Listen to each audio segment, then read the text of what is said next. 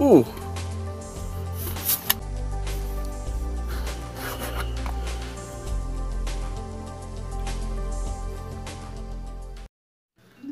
Hello, YouTubers! My name's Willie. Welcome to my channel. Today I have Reaction Request 86, The Eldar by Arch Warhammer.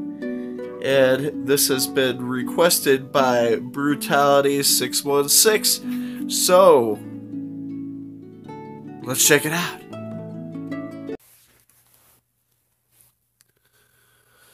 Alright. Play.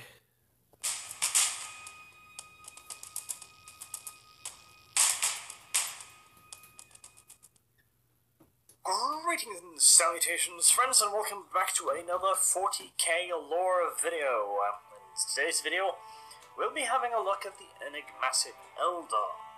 Now, originally, as I said earlier, I thought I would do all of the Empire videos first, and only then move on to the other factions, but as the sheer number of videos possible became apparent to me, I figured that some variety might be good. And so we arrive at this pointy-eared junction with the Eldar. This particular breed of space elf has been around for a very long time indeed, hence the name, though the Eldar are not the oldest race in the galaxy, not by a long shot, but that is a subject for another video. After all, if I keep giving you boys everything in a single massive video, it would pay for my soda with my tiny little ad revenue, huh? So, patience, my dear friends, we will be getting to the enigmatic creators of the Eldar, and, by the way, the Orcs, at a later date. Back to the point, though. The Eldar were, as I already hinted at, created essentially as living weapons, designed alongside many other races to fight a war unlike any other. War so massive that entire spacefaring civilizations could be grown and expended like simple ammunition. A war so enormous, the galaxy of the 41st millennium was but one of the many theaters of war. In this war, the Eldar were created as precision instruments and blessed with considerable abilities, both intellectually and psychically, and these gifts, along versus with the hammer of the orcs, supernatural speed and grace, more than make up for their somewhat lacking brawn. In ages long past, when humans were still busying themselves with hitting rabbits over the head with sticks and making cave paintings out of spunk, the Eldar had a massive galaxy-spanning empire, and had developed technology so advanced that it would appear closer to magic than tech. But, even though this technology was mostly taught to them by the enigmatic creators of the Eldar race, being far more advanced even than them in technology, the Eldar Empire crumbled, and these days there are but a relative handful left. We will get back to that later, though, as there's quite the story to be told. But first, let's cover some of the basics, shall we? Let's have a look at the Eldar him/her self. Now, it looks almost human, yes? They're quite tall and thin by human standards, and there's slightly elongated faces, sharper and finer of feature than us mere primates, but they could still be mistaken for either a human in poor lighting, but this misunderstanding is only possible until they begin to move. The Eldar almost flow across the ground in a fashion that is completely unmistakable when compared to the barbarous ape-like movements of us poor Homo sapiens. This is due to the Eldar's much faster metabolism than humans. Their cardiac and neurological systems are far more advanced and effective, and this results in the Eldar having vastly heightened senses and control over their movements, along with a greatly increased lifespan, often stretching over the course of thousands, if not tens of thousands of years. So, combining virtually endless experience in all manners of things and their ridiculously heightened senses compared to humans, it looks like we primitives are moving in slow motion. Ungainly and unrefined in movement and actions, and to make it worse, since the Eldar are capable of controlling their bodies to a much greater extent than us underdeveloped animals, they find our constant secretion of sweat and our smell and our very breathing to be extremely barbaric. Not to mention our language, which by Eldar standards is little better than grunting and moaning. Something most Eldar find it extremely hard to deal with. To them, talking to one of us vestigial creatures is comparable to a human having a conversation with a poo-flinging baboon high on LSD. Wow. These things all combine to make the Eldar a remarkably arrogant species, and perhaps rightfully so. And this is quite the common theme with the Eldar. They hold us barbarians in utter contempt. They consider us little better than vermin. 1,000 human lives are not worth that of a single Eldar, as they are immeasurably superior to us sad monkeys in every possible way, at least according to your average Eldar. And it's not just us poor humans, though, that the Eldar consider to be so remarkably inferior. In fact, they consider pretty much all races to be far, far below their notice, and rarely deign to engage in anything so mundane as communication with the lesser races. And it should be noted that they hold us humans in particular contempt simply because, well, they blame us for pretty much everything that is wrong in the universe, mostly due to their own previous failings. We are almost a kind of a broken reflection of the Eldar, and the Eldar hate that to an absolutely remarkable extent. But, moving. This whole arrogant thing, as you may imagine, complicates diplomacy to a rather considerable degree, at least, when the Eldar can be asked to engage in such things with us primitives. Though, after the rise of man, the Eldar have had to engage in such tasteless acts far more often than they would have liked.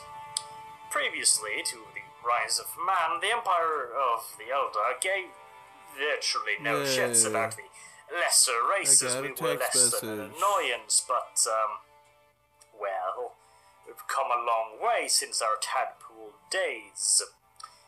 During the Great Crusade, there were instances of more or less peaceful negotiations between Eldar and man, although they usually didn't end as peacefully as they began. The Eldar way of holding all other in complete and utter contempt, and making it blindingly obvious that they do so, is a very good way indeed to piss off even the most diplomatically minded of space marines. In the current day, though, negotiations between Eldar and humans have become more, common, I guess is the word, if we can even use it for something so absurdly rare, but at least it's more common than during the Great Crusade. Not because the Eldar have somehow re-evaluated us poor Neanderthals, but because we own pretty much all of the galaxy at this point, and the Eldar simply don't have the numbers to fight us anymore. On the other hand, while the Imperium could handily crush what is left of the dwindling Eldar race, it is a question of priorities. Destroying the Eldar would require the application of considerable Crusade-level forces, and would span over pretty much every single Imperial segmentum. It would consume titanic numbers of men and equipment, as well as monstrous naval forces. The organization alone would take decades and require hundreds of generals Decades. and tens of thousands of scribes and planners, and the campaign itself would quite possibly take centuries. All this would considerably weaken the Imperium on countless fronts, and for what? The Eldar are a tiny mosquito compared to the larger threats of the galaxy. It can sting, it can annoy, it might even draw a trickle of blood, but in the end it poses no real threat. Especially not, again, when compared to the ravages of the Tyranids, the corruptions or chaos or marauding greenskins. And the Eldar are very much so aware of this. Most craft worlds, and we'll get to what a craft world is later, do whatever they can to avoid open conflict with the Imperium and any other larger threats, really. They will happily attack Imperial forces, or indeed any other alien forces, if they present a threat to the Eldar interests, but will always try to avoid making it a large or drawn-out conflict. They will fight to defend one of their maiden worlds, for example, and I will explain the whole maiden world things in a moment, relatively speaking, and they will destroy Imperial forces whose actions may in some way endanger the Eldar. Again, same for other forces, be they Orcs, Tyranids, Chaos, Tau, whatever really. But these actions are always highly surgical and focused in their nature. They attack and destroy their target and then withdraw so as to not appear too large a threat. For example, Makes sense. Let's say the Imperium settles a maiden world and the settlers are killed by the Eldar. The Eldar will not stay on the planet, they will strike and then they will leave. This way the Imperium is mildly annoyed, but with no Eldar forces on the planet to strike back against, there's no real lasting threat to other Imperial interests nearby. And so, more often than not, the Imperium simply ignores these worlds. The planet's deemed unworthy of the forces necessary to ensure control of it. On other occasions, the Eldar have been known to assist Imperial forces both directly and indirectly. And all this friend-foe nonsense has left the Imperium quite confused when it comes to the Eldar. On occasions, they help us, on others, they attack seemingly without provocation, and yet other times they actually ask for assistance, or even render it without being requested. To put it simply, the Eldar think and act in a way we poor apes neither can, or want, for that matter, to understand. And there is, in fact, a reason for this. You see, the Eldar are extremely psychically gifted, and over the millennia, they have honed this gift to a razor's edge, enabling them to foresee the future. They can see future events and their ramifications, sometimes only a few days or weeks at a time, or even mere hours, and other times they can chart the course of events over years and years, and possibly even decades and centuries. This could, for example, enable them to see a future in which at the time, minor and insignificant Imperial world rises to such prominence and power that it will one day enable the Imperium to raise enough forces in the local area to forever put nearby Eldar maiden worlds beyond their reach. This would prompt the Eldar to attack the world, either removing the current settlements completely, or preferably, they will target the people that would make the world great. Let's, for example, say that the local governor was a talented and resourceful individual that would bring about the planet's rise to power. All the Eldar would have to do is remove that one individual and ensure his successor is the local village idiot's retarded brother. In this way, the Eldar is capable of averting a threat to their future interests before they have even formed, and the Empire will, in all due cases, be none the wiser. The local imperial governor of a backwater world was assassinated. Nobody really cares, and so the entire event would pass by unnoticed by the Imperium on a larger scale. However, though, before you start thinking that the Eldar are completely invincible, seeing as they can foresee the future, bear in mind that the art of divination is ludicrously complex, and becomes harder and harder the longer one looks into the future. Every action taken by the Eldar could spawn hundreds, if not thousands, of new possible futures. Some radically different, some virtually identical. And shifting through all of these myriad possibilities to find that one true precious future. It could be compared to finding a single specific grain of sand in a continent-spanning desert. A continent-spanning desert, by the way, that continuously grows.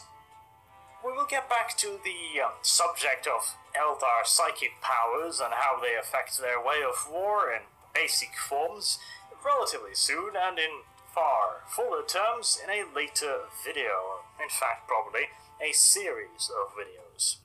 But for now, let's have a look at the events that caused the fall of the once mighty Eldar Empire and left them in this somewhat sorry state that they find themselves in the modern galaxy. To truly understand just how far the Eldar have fallen, though, we first need to take a look at the heights of that empire. After the Great War, the Eldar remained as the sole dominant force in the galaxy. Their creators, the mysterious Old Ones, had made several other races, and even more naturally evolved races were spread across the galaxies.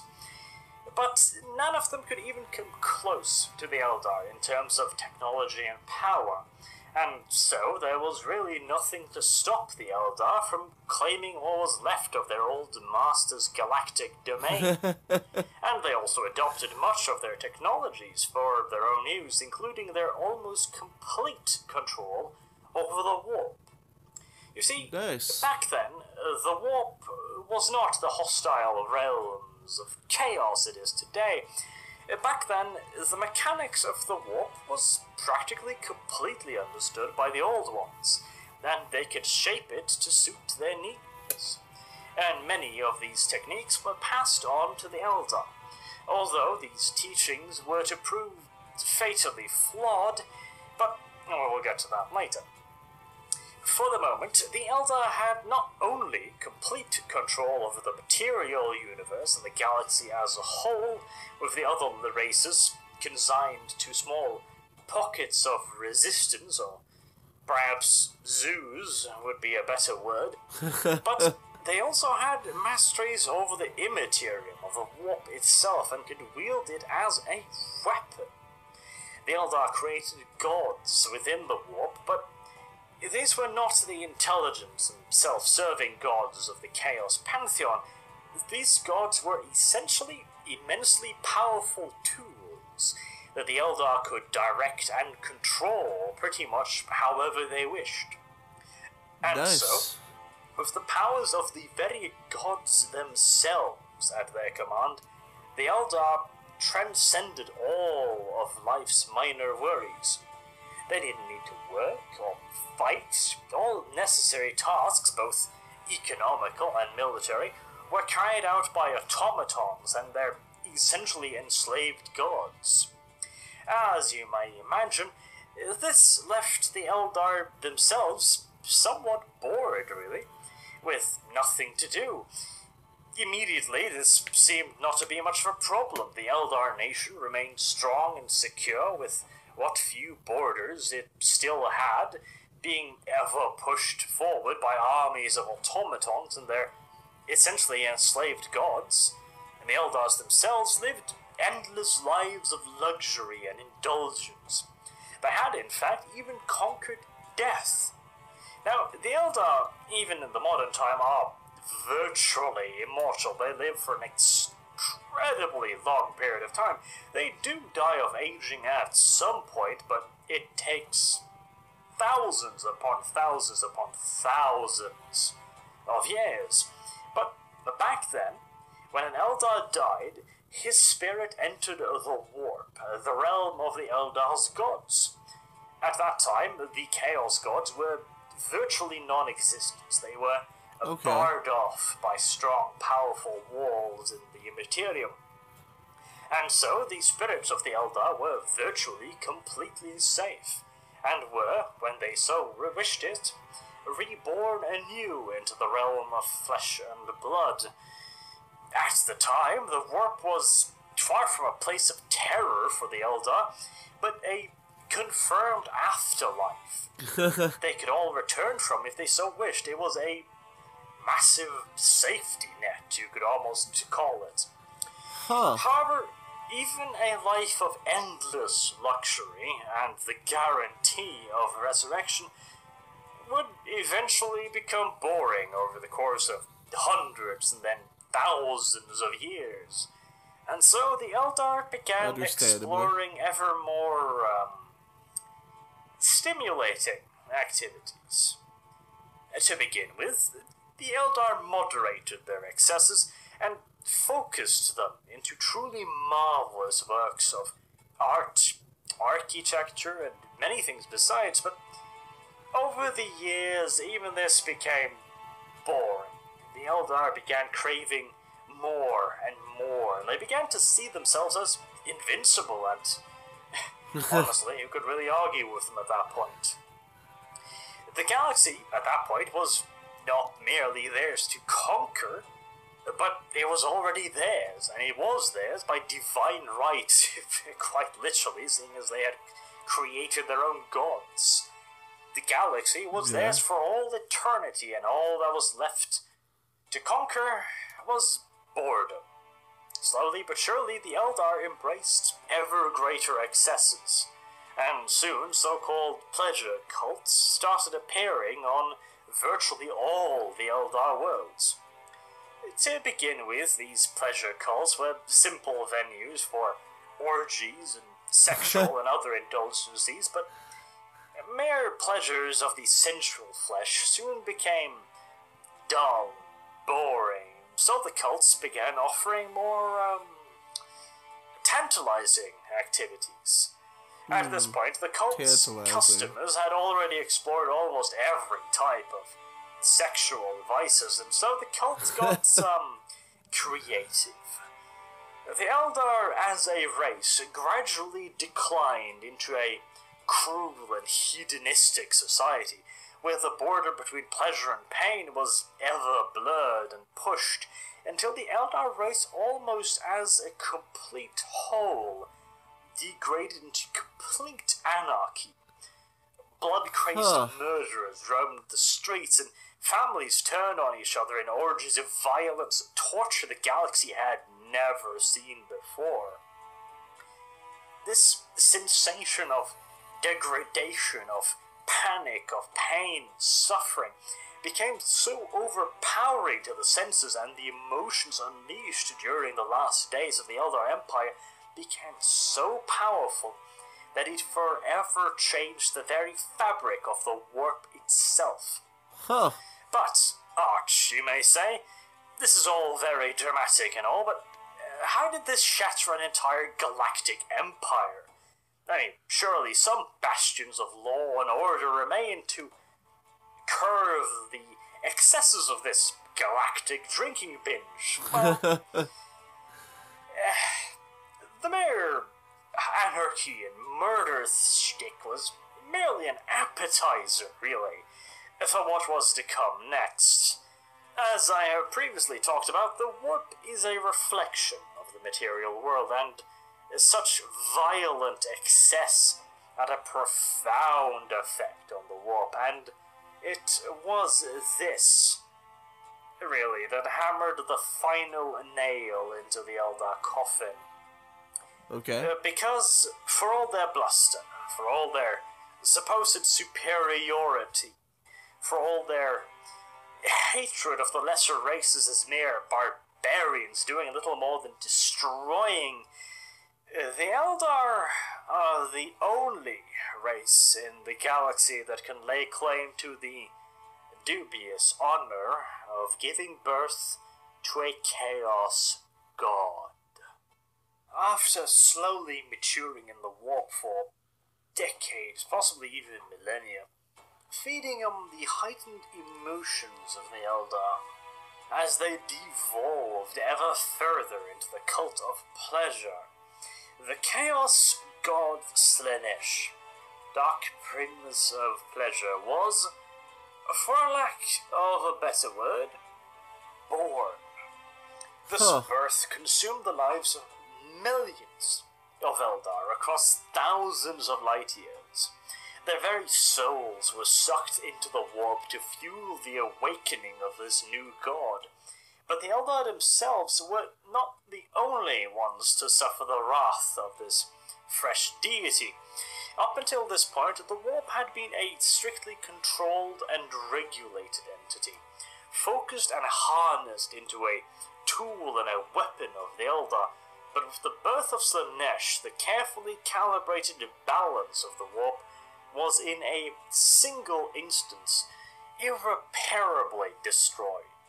The Eldar gods that had been created as tools of order and control fought the newborn prince and attempted to contain him, as they had the other chaotic forces, and if the Eldar race was still a unified entity in control of their emotions and knowledge, perhaps they would have succeeded.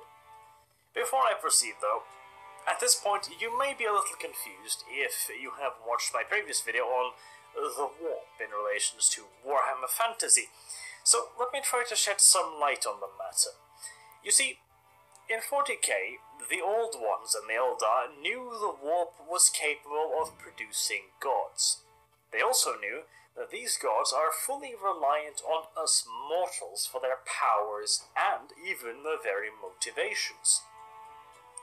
As an example, if millions of Eldar all harnessed their incredible control over their minds into believing in a god of construction that would bless architects with marvelous ideas and skills to actually build these wonders of engineering, then that god would be created and would have those powers and those motives.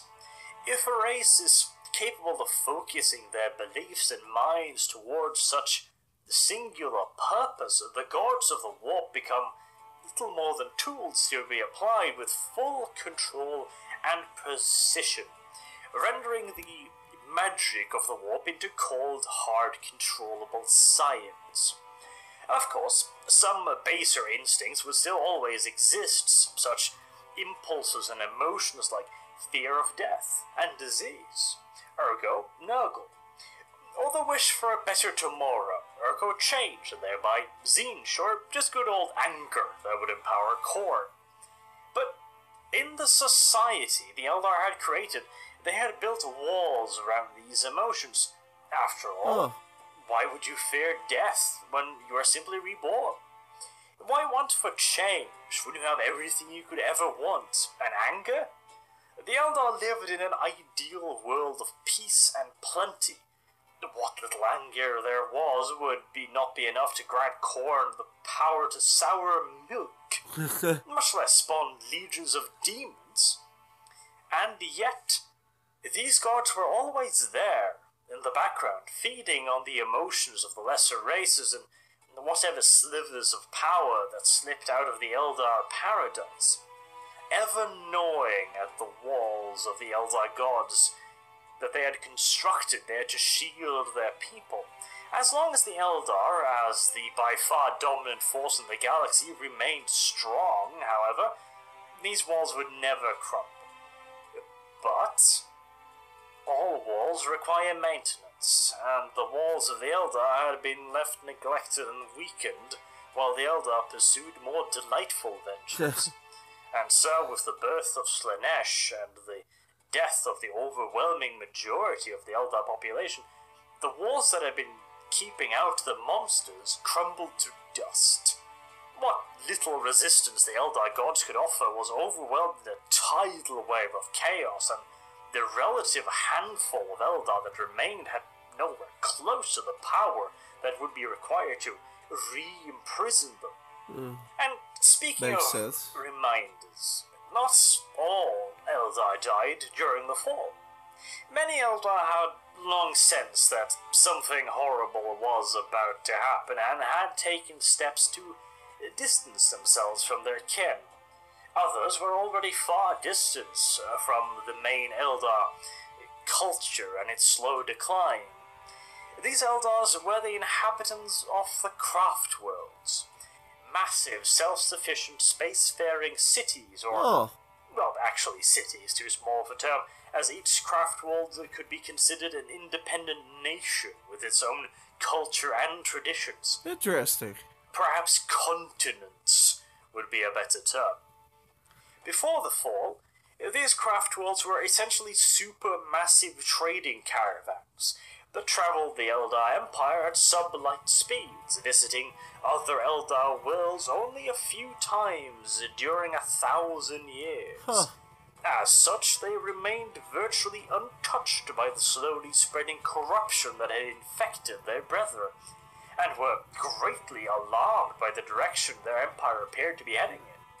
So they isolated themselves even further, and while the corrupted parts of the Eldar population were incapable of feeling the growing threat of chaos and Slaanesh, it became increasingly obvious to the Craftworld Eldar, who essentially began to flee their own empire.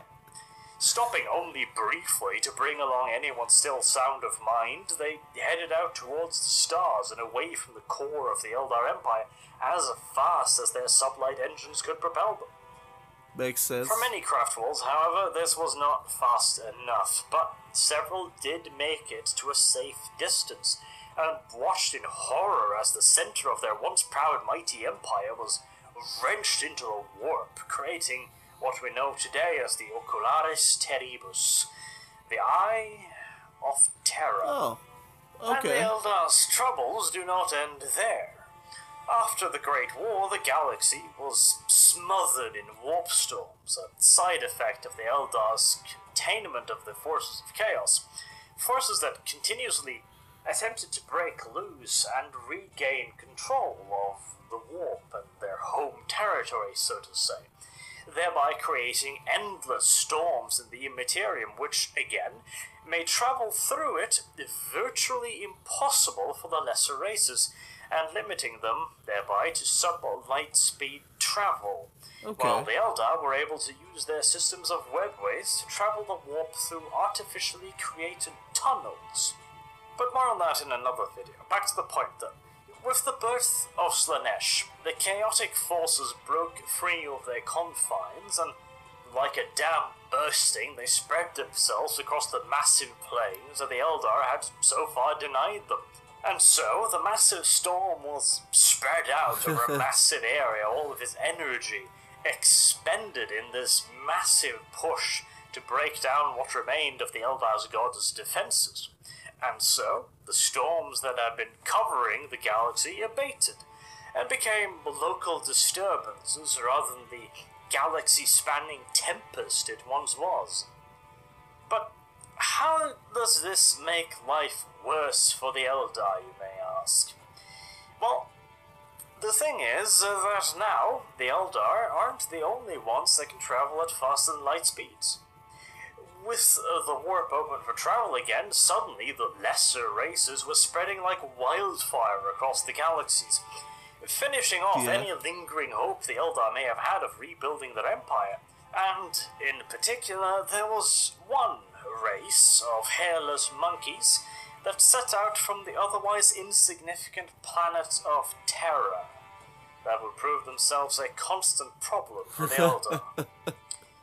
With all that in mind, you may well imagine this was an ever so slightly traumatic event for the Eldar race, with their core worlds, their so-called crown worlds, lost to the eye and with virtually all of its citizens dead, the Eldar Empire was at an end.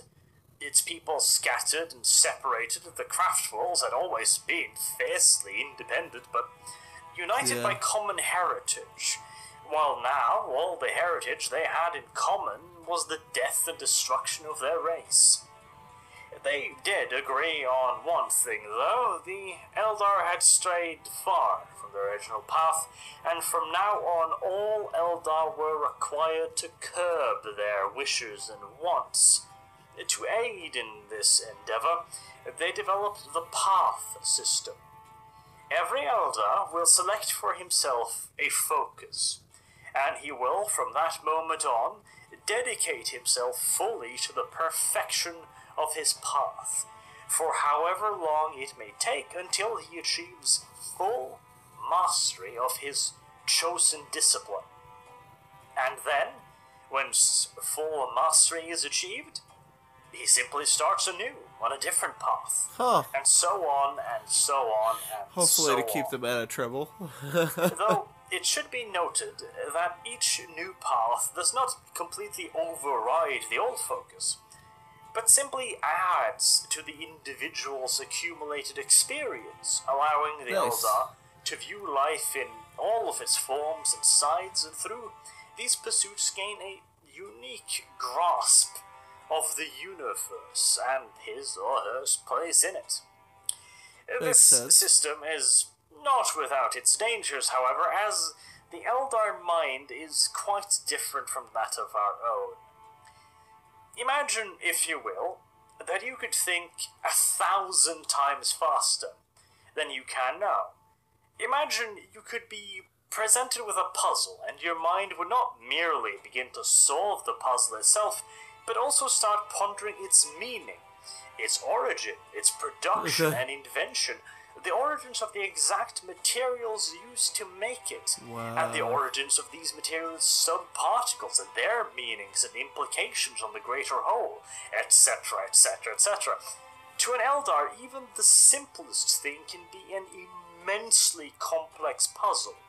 So, when they begin to study something of extreme complexity, they risk losing themselves in their task and becoming unable to ever leave their chosen path for another.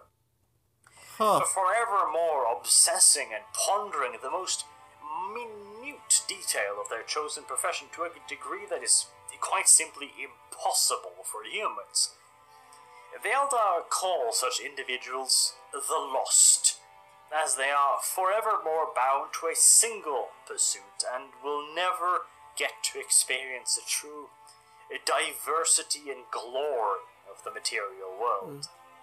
Now, the paths of a warlike nature alone are quite numerous, and they and other paths will be covered to a lesser or greater degree in a separate video, but to start finishing up this video, I would like to talk a bit about Eldar warfare, as it is quite unique in the galaxy, as it relies almost entirely on extremely specialized warrior organizations that are organized into pseudo-religious warrior temples that train their warriors to a standard and ability far beyond that of mere mortals.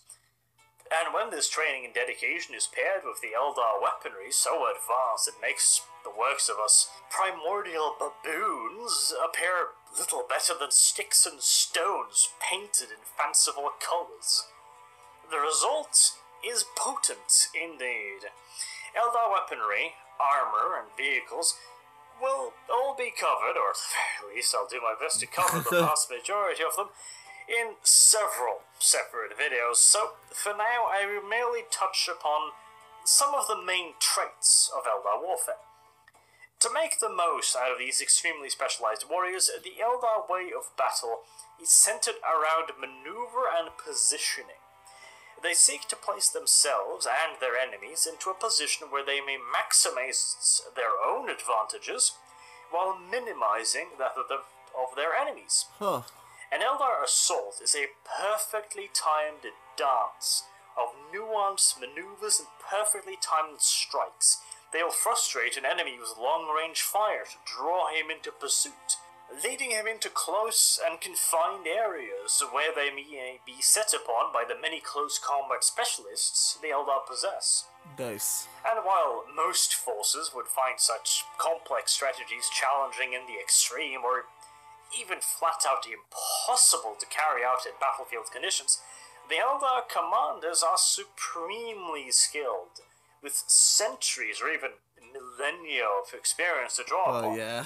And with the aid of the Eldar Farseers, they are capable of planning not only the operation itself, but even foresee and circumvent the enemy's countermoves before they have even thought of them themselves.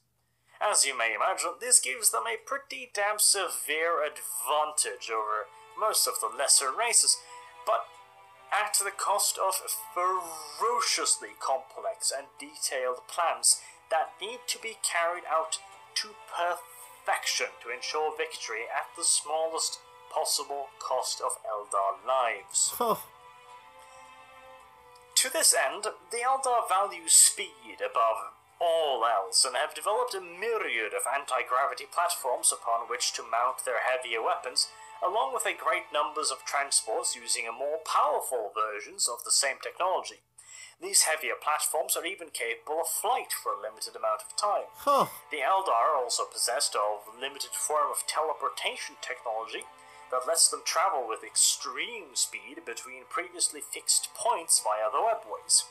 And all of this mobility serves but one simple purpose: to deliver the maximum amount of force to the perfectly chosen point at the precisely chosen time, thereby making up for the Eldar's limited numbers and minimizing Eldar casualties while maximizing the damage to the enemy.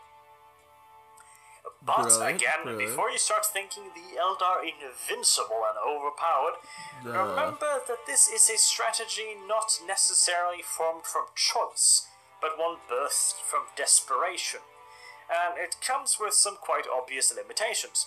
The Eldar are extremely lacking in manpower or Eldar power, and rely on perfectly executed plans to nullify that disadvantage, which means that if their plans are in some way disrupted, the consequences can be devastating, as the forces of the Craftworld Eliatok found out to their cost during their incursions on the Imperial world of Betalis III, and more on that particular fight in a later video.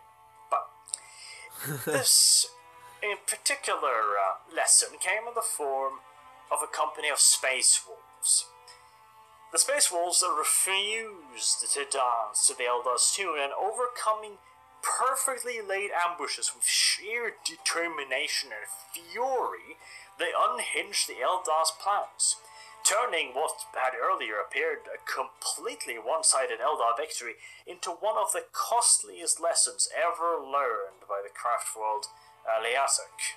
And while such defeats are certainly rare, the Eldar cannot afford even the most uncommon of defeats, as their numbers are ever dwindling.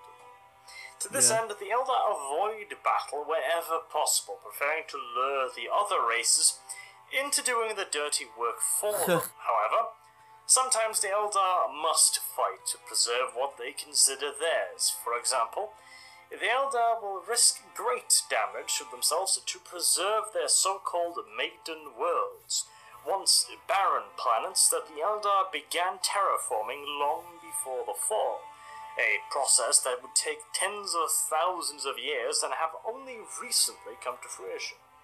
In the current Imperium, these worlds are lush and verdant paradise worlds, sought by many of the galaxy's races, the Imperium often foremost amongst them. The Eldar consider these worlds not only sacred ground, promising to them by their blessed ancestors, but as the only real hope that yet remains to their race. And so, the Eldar defend these worlds vehemently, hoping to be able to erect proper colonies upon them. But therein lies the problem. The only reason the Eldar are still alive is their ability to outmaneuver their enemies and fade away from hostile intentions. The moment they settle down, they nail themselves to an objective that must be defended. It is a hard choice for the Eldar to make, continuing their existence ever dwindling between the stars, forever limited by the craft worlds they live upon, or risk complete annihilation in return for the hope of a bright future. And while I have earlier mentioned that the Imperium have, upon occasion, had diplomatic dealings with the Eldar, the Imperium could never be entreated to simply ignore these settlements. Remember, the only reason the Eldar yet exist is the simple fact that the Imperium is not willing to expend the resources and take the risks required to finish them off. But when the Eldar establish colonies upon Imperial worlds, well, that's another thing entirely.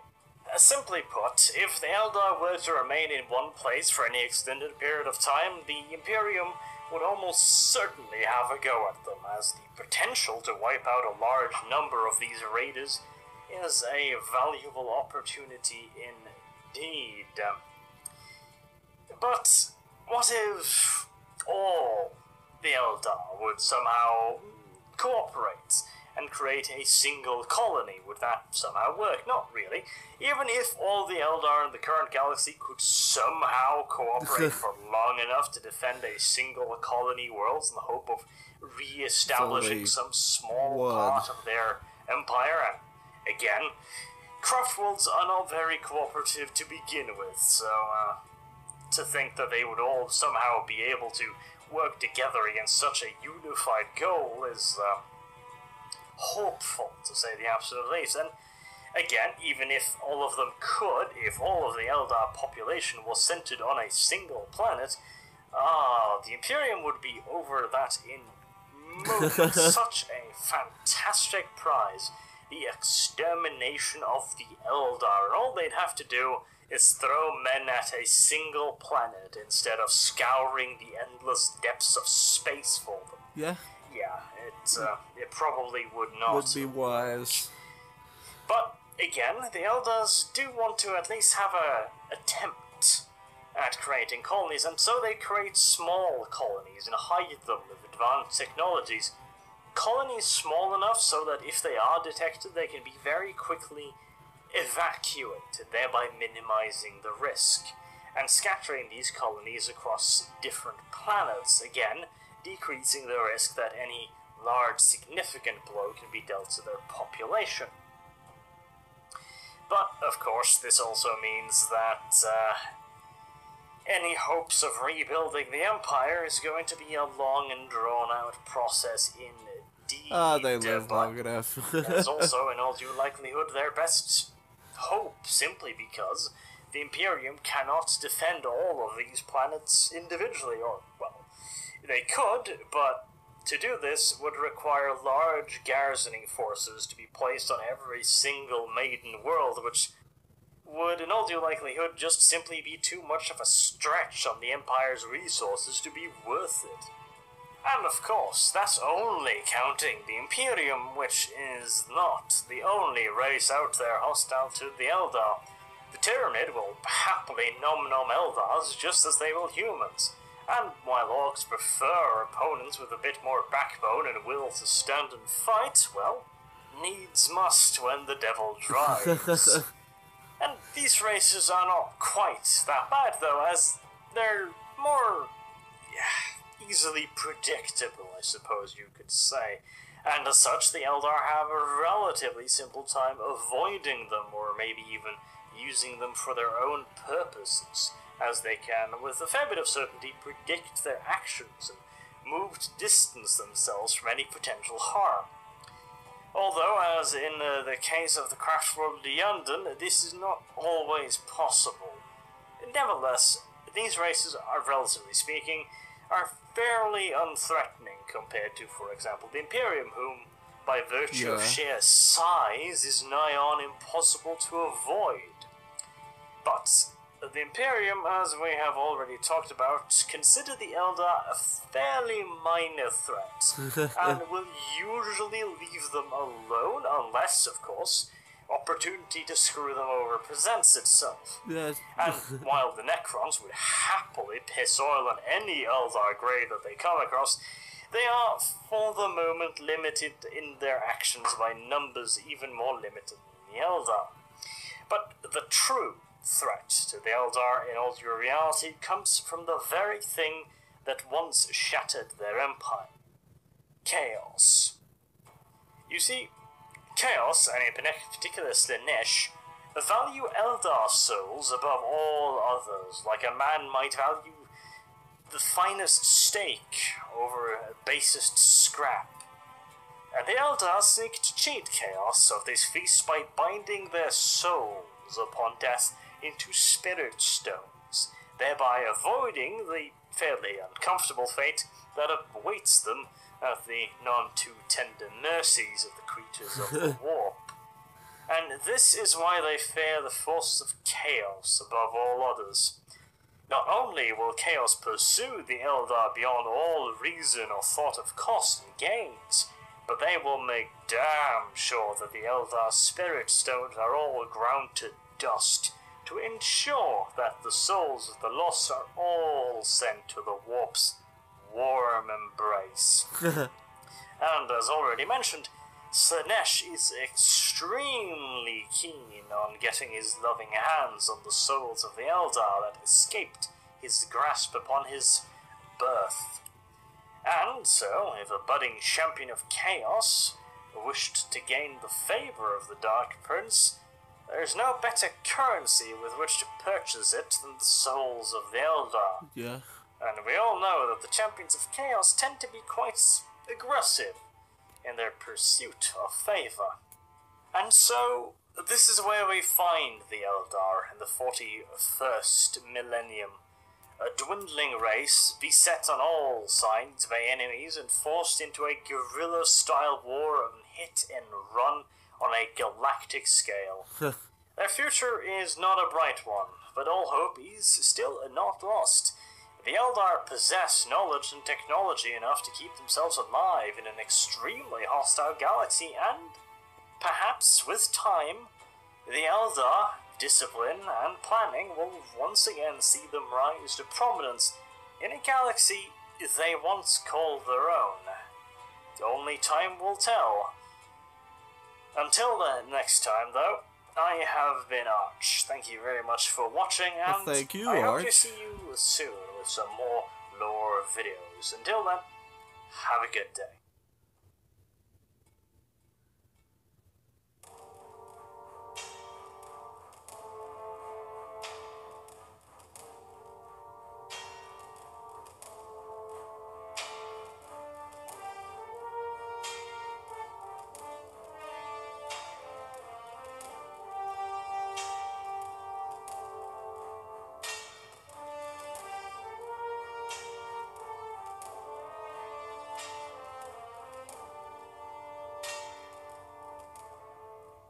Alright, that was very good, Arch. Thank you for that. And that was the Eldar. If you want to see Arch's stuff, which I recommend if you're not already watching it, there's a link in the description to help you get there. Or you can just look it up yourself. Quite informational, quite entertaining, 40K. Looks like there's some history stuff, things like that. This video was requested by Brutality616. Thank you for that. Quite entertaining and quite informational. It's nice to learn about the different groups of the 40K universe. So that's all I got to say about that. Willie, out. If you like the video, stay tuned for more content. And as always, feel free to comment. Have a good one.